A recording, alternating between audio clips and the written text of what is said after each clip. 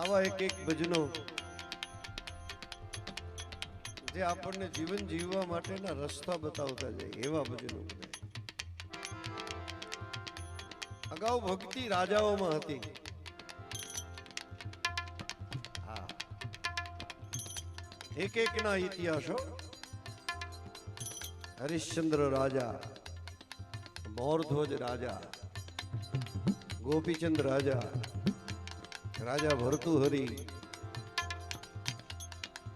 આ બધા રાજાઓમાં ભક્તિ બહુ હતી.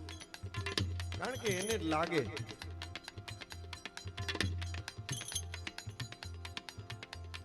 મારે જે ભજન રજૂ કરવું છે એ ભજન એક અયોધ્યાના મહારાજા હતા જેનું નામ હતું શિબી રાજા.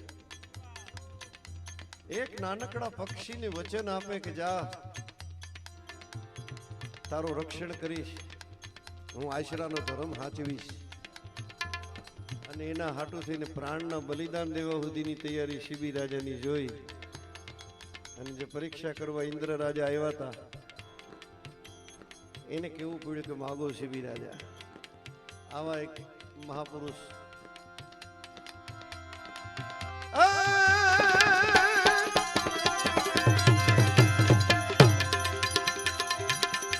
શિબી રાજા મહાસતવાદી રેતા અયોધ્યાની માઈ, અહીં તો રેતા અયોધ્યાની માઈ. દેવ સભામાં એની વાતો ચાલે, દેવ સભામાં એની વાતો ચાલે. જગતમાં શિબી સમો નહીં કોઈ, ઇન્દ્ર કહે એનું પારખું લેવું, હારે નહીં તો એને પછી માગે દેવું. ઇન્દ્ર કહે પારખું લેવું, હારે નહીં તો માગે દેવું.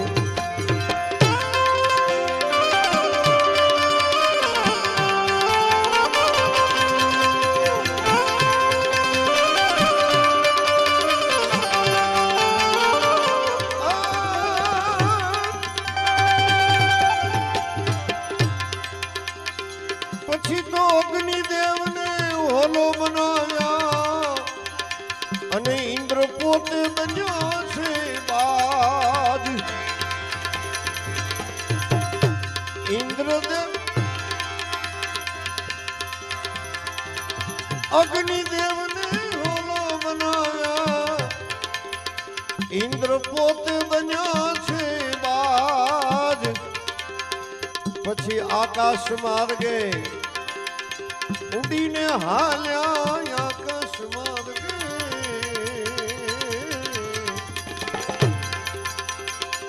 એ ઉડીને હાલ્યા. આયો શિબી રાજાની પાસ, હોલો કહે રાજા ઉગારો, સામે આવે તાળ મારો. હોલો કહે રાજા ઉગારો, સામે આવે તાળ મારો.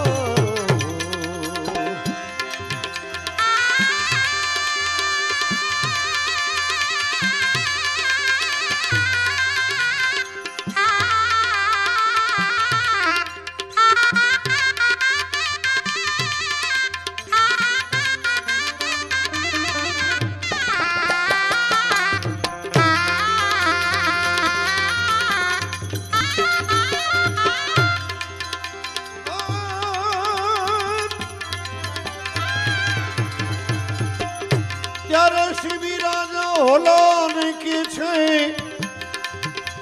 એ તમે સંતોષ રાખજો.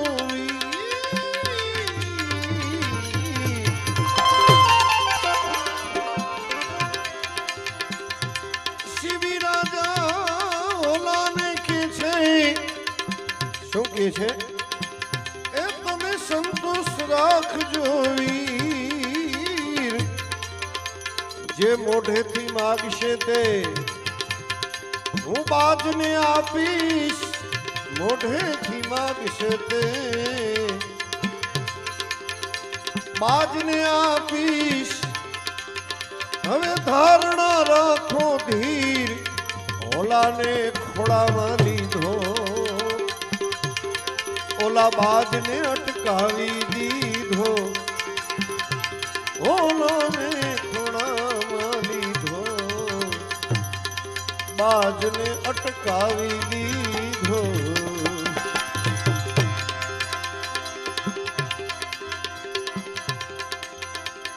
હવે શિબી રાજા બાજને કે છે એ ભાઈ શું છે તમારે બેને વેર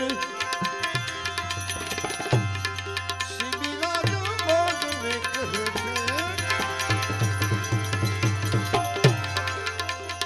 છે એ શિબી રાજા બાજને કે છે શું છે તમારે વેર આ હોલાને મેં શરણે રાખ્યો હોલાને મેં શરણે રાખ્યો મનમાં લાવો મહેર તમારા દુખડા કાપું મોઢેથી માગો એટલું અનાજ આપું એ તમારા દુખડા કાપું મોઢેથી માગો એટલું અનાજ આપું અનાજ આપું પણ અન્ન તો મારે જોતું નથી રાજા અન્ન તો મારે એ અન્ન તો મારે જોતું નથી રાજા એમ કહે છે બાજ મારો ખોરાક અનાજ નથી હું અનાજ નથી ખાતો મારો ખોરાક તો આ હોલો છે અન્ન તો મારે જોતું નથી રાજા એમ કહે છે બાજ આ હોલાને તમે છોડી દો નહીંતર હોલાને તમે છોડી દો નહીંતર મારા પ્રાણનો કરીશ ત્યાગ આંગણે મરશું તમારે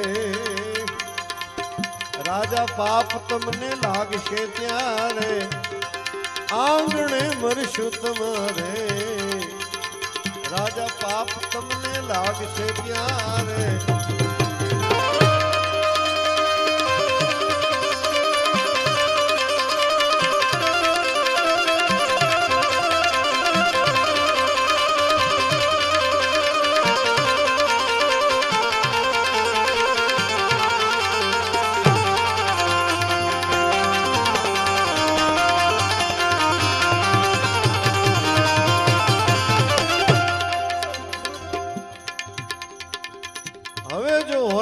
આશરો આપે તો બાજ કે હું મરી જાઉં મારો ખોરાક છે અહીં નહીં હું બધું ત્યાગ કરી દઉં ખાવા પીવા જો બાજ મરી જાય તો એનું પાપ લાગે અને જો છોડી દે તો બાજ હોલાને માર નાખે તો પોતાનું વચન જાય રાજાઓમાં અગાઉ પ્રતિજ્ઞા હતી કે પ્રાણ જાય પર વચન ન જાય આને કહેવાય ધર્મ સંકટ ઘણા વાતમાં આપણને એમ કે મારે યાર ધર્મ સંકટ છે હવે આમાં મારે શું કરવું તારે ધર્મ સંકટ એવું મારે ધર્મ સંકટ ઊભું થયું છે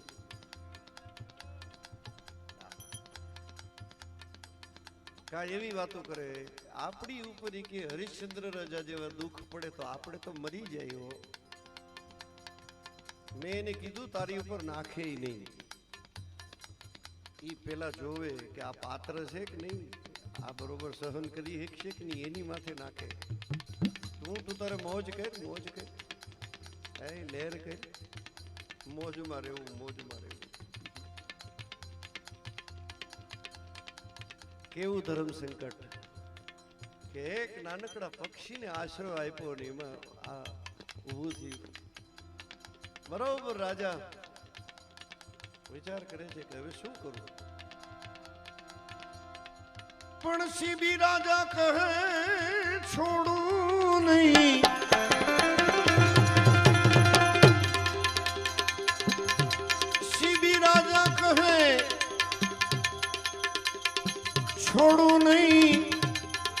આમાં ભલે થનાર હોય તે થાય, એ ભલે થનાર હોય તે થાય.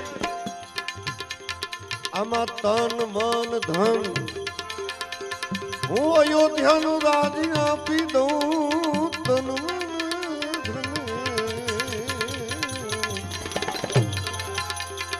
મારું રાજ આપી દઉં, મારા પ્રાણ ભલે ને જાય. હારું કેમ સતને માટે ઓલા રાખું તને મારા શિરને હાટે. હારું કેમ સતને માટે ઓલા રાખું તને મારા શિરને હાટે. શિરને હાટે.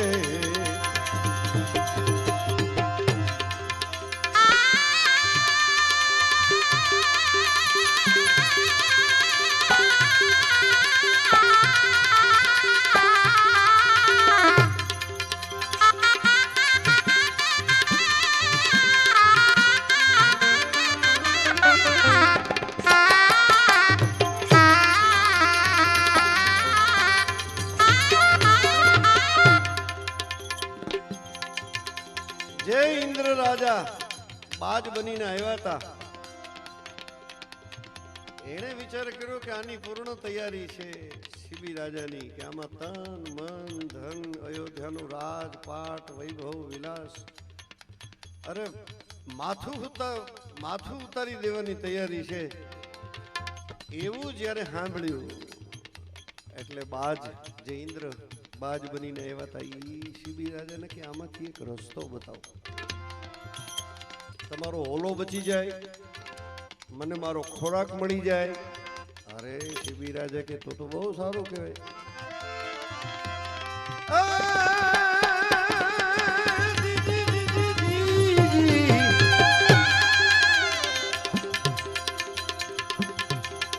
બાજ શિબી રાજાને કે છે આમાંથી તમને એક બતાવું ઉપાય. બાજ શિબી રાજાને કે છે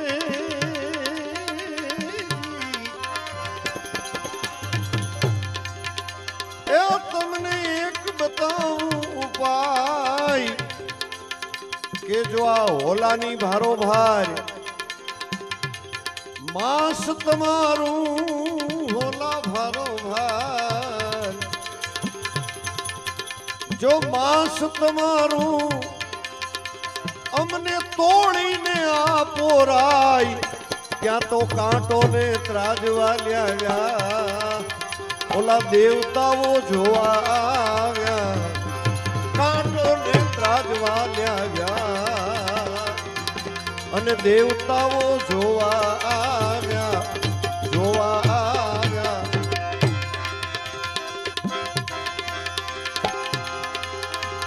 ઓલાને એક છાબમાં મૂક્યો,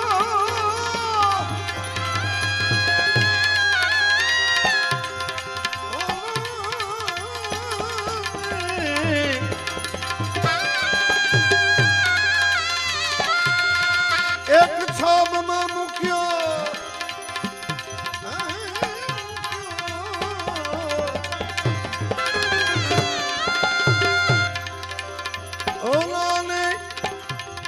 એક છાબમાં મૂક્યો, હાથમાં લીધી તલવાર.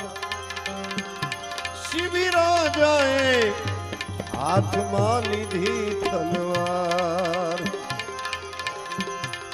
એણે પગની પીંડી કાપી કરી, પગની પીંડી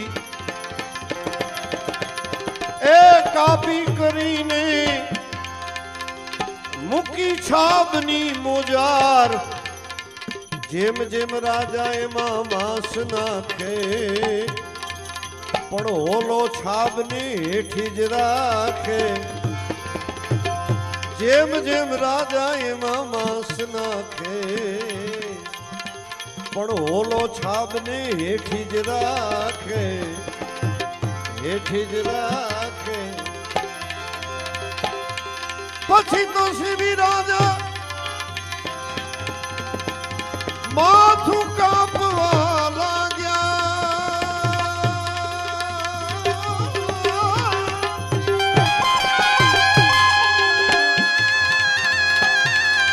શિબી રાજા માથું કાપવા લાગ્યા. ક્યાં તો વર્તાણો હાહાકાર અયોધ્યામાં, વર્તાણો હાહાકાર. શિબી રાજા માથું કાપવાને લાગ્યા. શિબી રાજા માથું કાપવા લાગ્યા. ત્યાં તો વર્તાણો હાહાકાર અયોધ્યામાં, વર્તાણો હાહાકાર. ત્યાં તો ઇન્દ્રે આવી એના હાથ પકડી લીધા. ઇન્દ્રે આવી એના એ હાથ પકડ્યા. એ પછી તો વર્તાણો જય જયકાર. ધન ધન સતવાદી, હવે તમારે જે કાંઈ જોઈએ તે લ્યો માગી. ધન ધન સતવાદી, જે કાંઈ જોઈએ તે લ્યો માગી.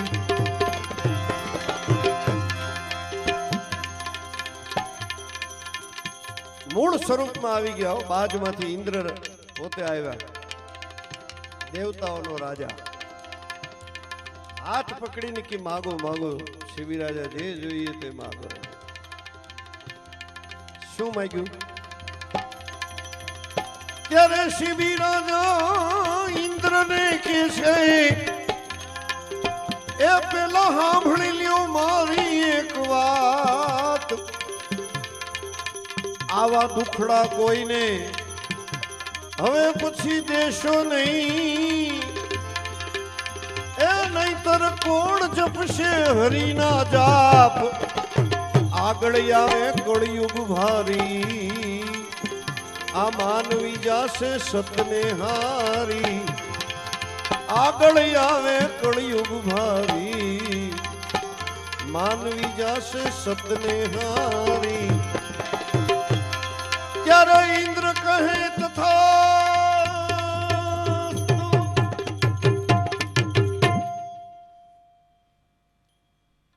ઇન્દ્ર રાજાએ બીજું કાંઈ ન માંગ્યું, આપણી હારું માંગ્યું કે હે દેવોના રાજા, હવે પછી આવા દુખડા કોઈને દેતા નહીં.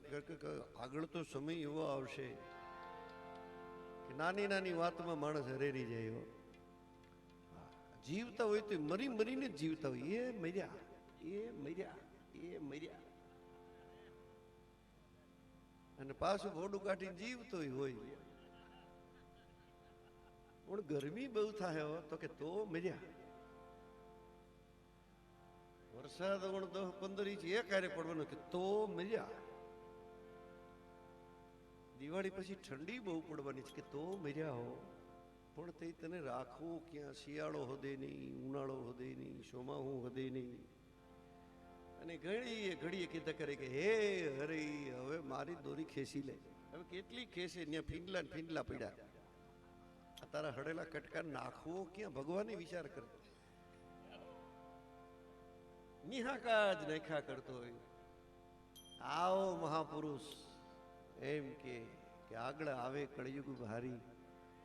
માનવી જાશે સતને હારી. હે ઇન્દ્ર રાજા, હવે કોઈને આપણા માટે માંગ્યું.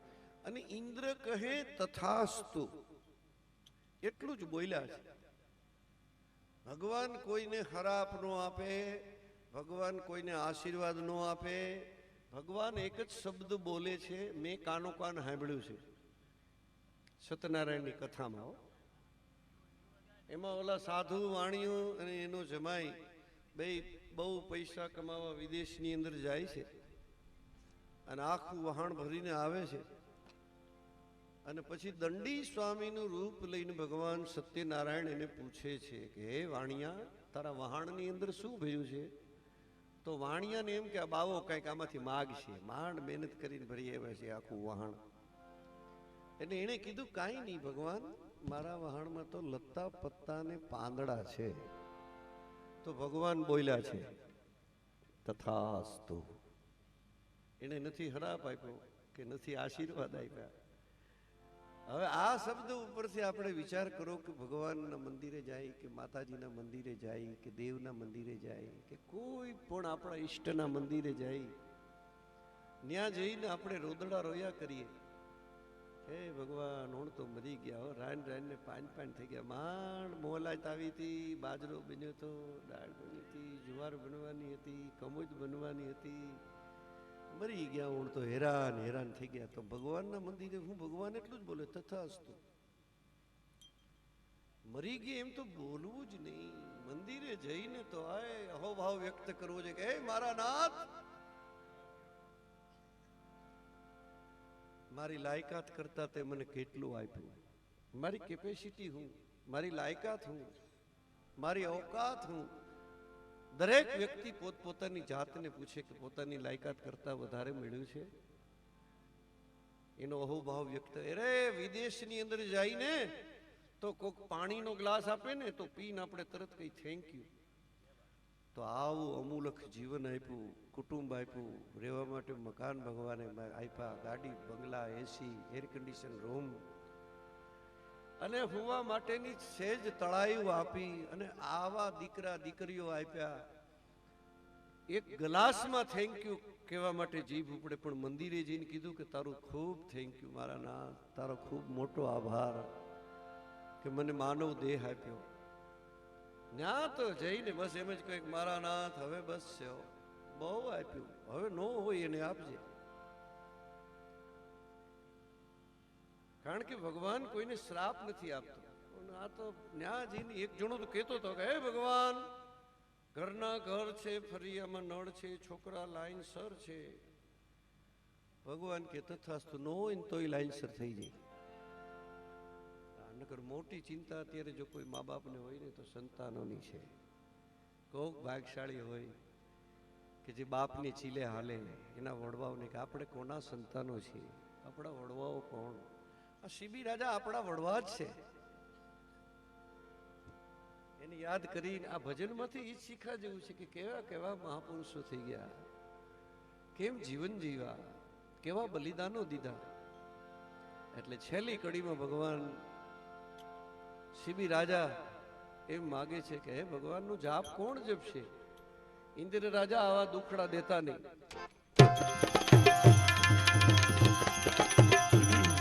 ઇન્દ્ર કહે તથાસ્તુ, શિબિરાએ જોડ્યા હાથ, શ્રી ચરણમાં ગુરુ પ્રતાપે ધારસી ભગત ગુણ ગાય, એ પ્રભુ જેની વારે આવ્યા, એને દેવે મોતીડેથી વધાવ્યા. પ્રભુ જેની વારે આવ્યા, દેવે મોતીડેથી વધાવ્યા.